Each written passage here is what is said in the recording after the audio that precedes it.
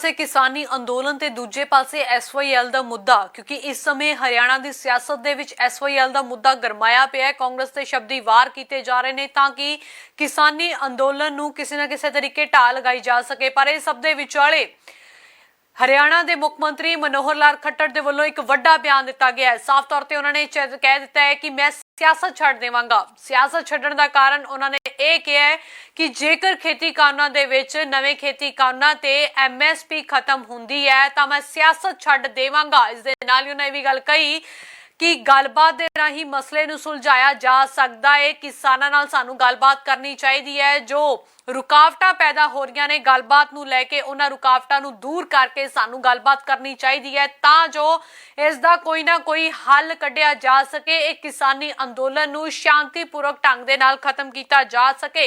इस दे नाल ही उन्हां सुप्रीम कोर्ट दा भी जिक्र कीता कि जो हुण सुप्रीम कोर्ट फैसला देवेगी उस नूं सारिआं नूं मन्नना ही पवेगा, चाहे वो साडी सरकार होवे ते चाहे किसान होण ते चाहे अंदोलनकारी होण। उन्हां दा कहना सी कि मुट्ठी भर लोग इन्हां खेती कानूनां दा विरोध कर रहे ने अते खेती कानूनां दे समर्थन दे विच हज़ारां दे करीब किसान ने जो कि इन्हां दा समर्थन कर रहे ने। इस दे नाल ही उन्होंने एक वड्डा बयान दिता है कि जेकर फसल दे उत्ते MSP खत्म हुंदी है तां मैं सियासत छड्ड देवांगा।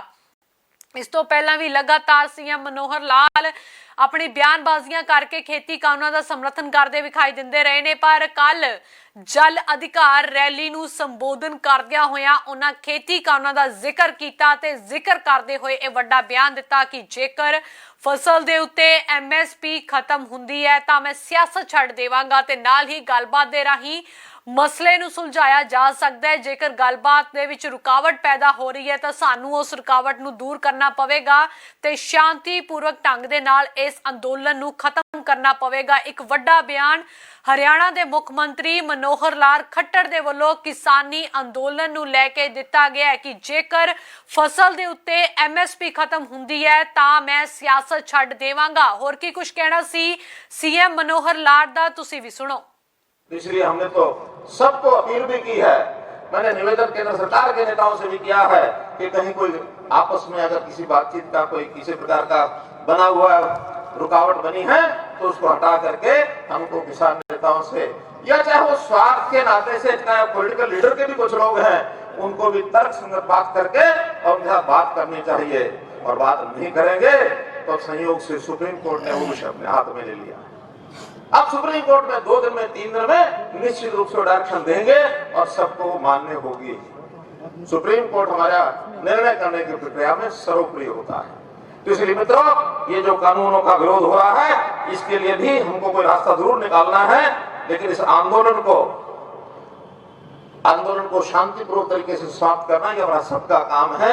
उसके लिए हम भी अपनी ओर से अपना प्रयत्न करें कि आने वाले 2022 तक किसानों की आय हम डबल करेंगे। और उस डबल आय करने का जो संकल्प था उसमें बहुत से पड़ाव थे, एक एक पड़ाव को आगे बढ़ा रहे थे। और ये जो एक 3 अध्यादेश जारी किए गए बाद में लोकसभा में राज्यसभा में वो पारित होकर के आज कानून बन चुके हैं, उनके प्रति कुछ एक मुट्ठी भर ऐसे जो लोग जो वास्तव में राजनीति से प्रेरित हैं, कोई किसानों के प्रतिनिधि ऐसा मैं बिल्कुल नहीं मानता, लेकिन राजनीति से प्रेरित होकर के विरोध करने पर भी उतर आए। उसमें से ये लगा कि आखिर इन बिलों के ऊपर समर्थन करने वाले लोगों को भी इकट्ठा किया जाए और उसी कड़ी में हमने कई कार्यक्रम किए हैं। महीना भर पहले हमने प्रदेश भर में किसानों की ट्रैक्टर रैली निकाली थी।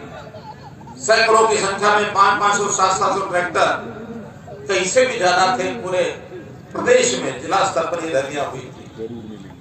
अभी कल की बात है जो धनखड़ जी बता रहे हैं, केवल अपने जिले को छोड़कर, क्योंकि आज यहाँ रैली थी, बाकी सब जिला केंद्रों पर उपवास के कार्यक्रम किए गए। इसलिए हमने तो सबको अपील भी की है, मैंने निवेदन केंद्र सरकार के नेताओं से भी किया है कि कहीं कोई आपस में अगर किसी बातचीत का कोई किसी प्रकार का बना हुआ रुकावट बनी है तो उसको हटा करके हमको किसान नेताओं से या चाहे वो स्वार्थ के नाते से चाहे पॉलिटिकल लीडर के भी कुछ लोग हैं उनको भी तर्क संगत बात करके और उनके साथ बात करनी चाहिए, और बात नहीं करेंगे तो संयोग से सुप्रीम कोर्ट ने वो विषय अपने हाथ में ले लिया।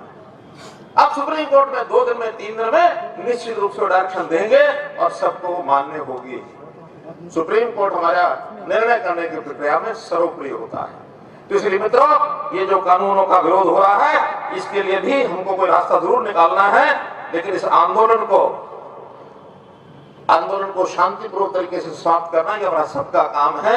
उसके लिए हम भी अपनी ओर से अपना प्रयत्न करें कि आने वाले 2022 तक किसानों की आय हम डबल करेंगे, और उस डबल आय करने का जो संकल्प था उसमें बहुत से पड़ाव थे, एक एक पड़ाव को आगे बढ़ा रहे थे, और ये जो एक 3 अध्यादेश जारी किए गए, बाद में लोकसभा में राज्यसभा में वो पारित होकर के आज कानून बन चुके हैं, उनके प्रति कुछ एक मुट्ठी भर ऐसे जो लोग जो वास्तव में राजनीति से प्रेरित हैं, कोई किसानों के प्रतिनिधि ऐसा मैं बिल्कुल नहीं मानता, लेकिन राजनीति से प्रेरित होकर के विरोध करने पर भी उतर आए।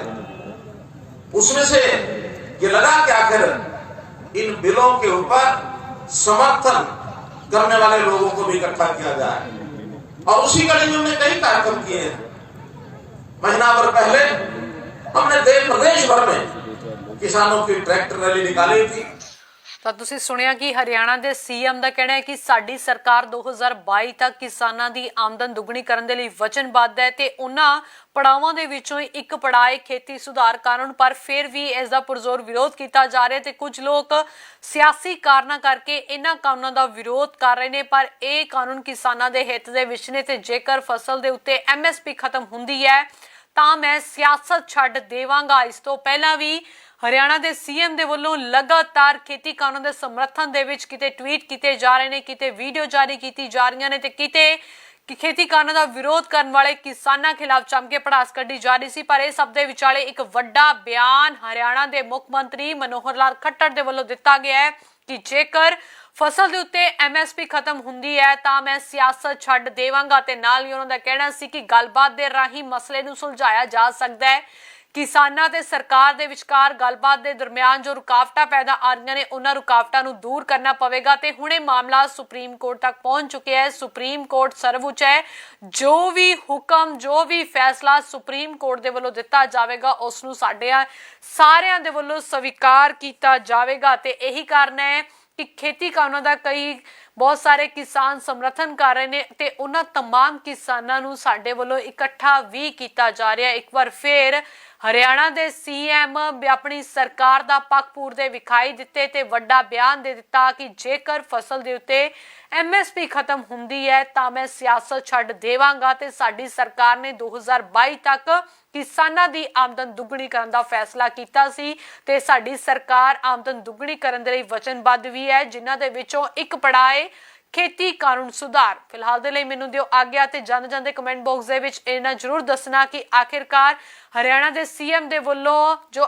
MSP ਨੂੰ ਲੈ ਕੇ ਬਿਆਨ ਦਿੱਤਾ ਗਿਆ ਹੈ ਇਸ ਨੂੰ ਤੁਸੀਂ ਕਿਸ ਤਰ੍ਹਾਂ ਵੇਖਦੇ ਹੋ।